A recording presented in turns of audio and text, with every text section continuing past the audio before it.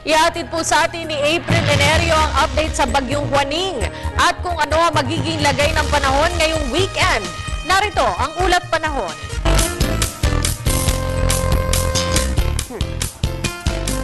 Salamat, Miss Cathy. Sa ating balita, daan-daan na ang nagsilikas sa apektadong lugar ng bansang Taiwan bilang paghahanda sa hagupit ni Bagyong Juaning o Typhoon Soulik na inaasahan tatama sa kanilang kalupaan. At habang nasa loob pa rin ng Philippine Area of Responsibility ang naturang bagyo, mainam nang alamin natin kung ano nga ba ang latest kay Bagyong Juaning. Ngayong gabi kasama po natin si Pag-asa weather forecaster Alvin Pura. Magandang gabi, Alvin. Ano nang update natin kay Bagyong Juaning?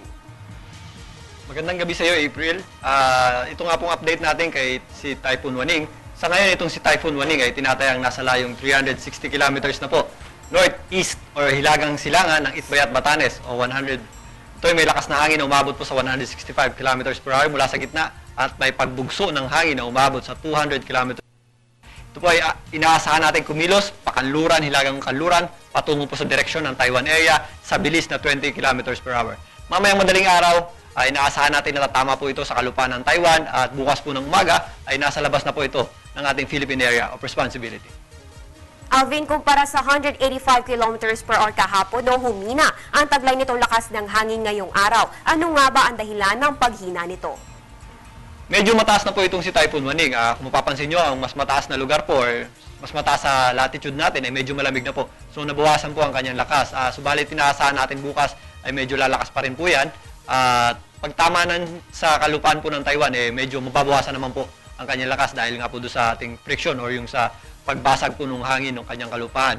At meron tayong tinatawag na high pressure area dito po sa ibabaw ng ating bagyo na si Juaning. Ito po ang nagpapakilos kay Juaning sa direksyon ng kanluran. Ito po yung si Juaning na umaakyat po ay tumatama po doon sa ating high pressure, kaya po siya medyo bahagyang humina. At bagamat humina, syempre gustong malaman ng ating mga kababayan, bakit pa naitaas sa signal number 2 ang Batanes Group of Finance habang may signal number 1 naman dyan sa may Calayan at Babuyan Groups of Finance? Bahagyang humina lang Typhoon Juaning, pero ang kategory niya po ay nasa typhoon category pa rin. Ito po ay papalapit dito nga po sa area po ng Batanes area.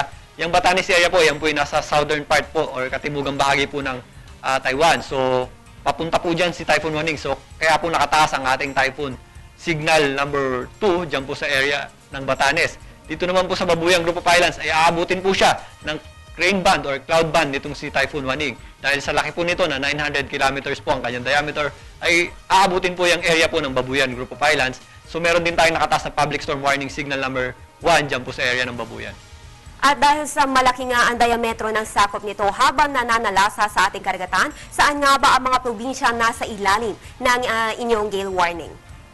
Sa ngayon nga po, meron tayong storm surge or mga pag-aalon galing po dyan sa ating si Typhoon Juaning. Sa ngayon, meron tayong nakataas na gale warning or ang ating warning po sa mataas na alon, dyan po sa seaboards or baybaying dagat ng Northern Luzon. Yan po ang mga probinsya ng Ilocos, Norte, Cagayan, Isabela, Ilocos Sur, La Union at Pangasinan.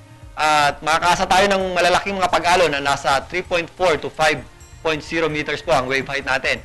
At ang kasama rin po ang seaboards or baybaying dagat ng Central Luzon. Diyan po yan sa Zambales at dito naman sa kanlurang bahagi ang Zambales, Bataan at dito po sa silangang bahagi ang Aurora. Makakaranas din po tayo ng mga matataas na pag-alon dyan na nasa 2.8 to 4.5 wave meter height. At syempre dahil Biyernes na naman, gusto natin malaman kung ano nga ba ang magiging lagay ng panahon ngayong Sabado at Linggo. Magiging maganda na ba ang ating panahon ngayon bukas? Aasahan na natin ang paglabas ni Bagyong Juaning sa ating par? Yes, bagamat nasa labas na nga po itong si Typhoon Juaning bukas ng umaga, ay pag-iibayuhin niya yung ating hanging habagat. So makakaranas pa rin tayo ng mga pag-ulan, lalong-lalo na po dito sa western section po ng Luzon. Makakaranas po tayo ng mahina hanggang katamtamang mga pagulan at pagkilat, pagkulog. Subalit hindi po ganun kalakasan ang ating inaasahang habagat. Usually po sa hapon or sa gabi ang ating mga pagulan na mararanasan. Kasama na rin po dyan ang Metro Manila. Sa Visayas at Mindanao po, bahagyang maulap lamang po tayo na kung minsan may mga isolated at localized na mga rain showers at thunderstorms dahil medyo malayo po siya doon sa ating bagyo. Sa darating na linggo, makakaasa po tayo ng Intertropical Convergence Zone dito po sa area po ng Mindanao. Magkakaroon po tayo ng mga maulap na papawirin at may mga mahina hanggang katamtamang mga pagulan ng pagkidlat at pagkulog dito po sa area ng Northern Mindanao area. Dito naman po sa area ng Bicol Region ay meron tayong wind convergence na dulot ng ating hanging habagat at easterly. Karanasin tayo ng mga kaulapan dyan na may mga light to moderate rains. Okay, maraming salamat Alvin. Paalala na lang sa ating mga kababayan. Yes, April, paalala po natin sa ating mga kabayan, lalong-lalo na po yung maapektuhan ng bagyo. Dito po sa area ng Batanes at Babuyan Islands, mag-ingat po tayo at maging alerto po sa anumang sakuna. At ang may mga sasakyang pandagat ay huwag muna pong pumalaot dahil nga po sa malalaking mga pag-alon. Ayan po mga kababayan, si Pag-asa Weather Forecaster Alvin Pura na nagbigay sa atin ng update kay Bagyong Waning at syempre sa magiging lagay ng panahon natin this weekend. Narito naman ang pagtaya ng panahon sa mga pangunahing lungsod ng Pilipinas para sa mga susunod na oras. Simulan po natin sa Luzon.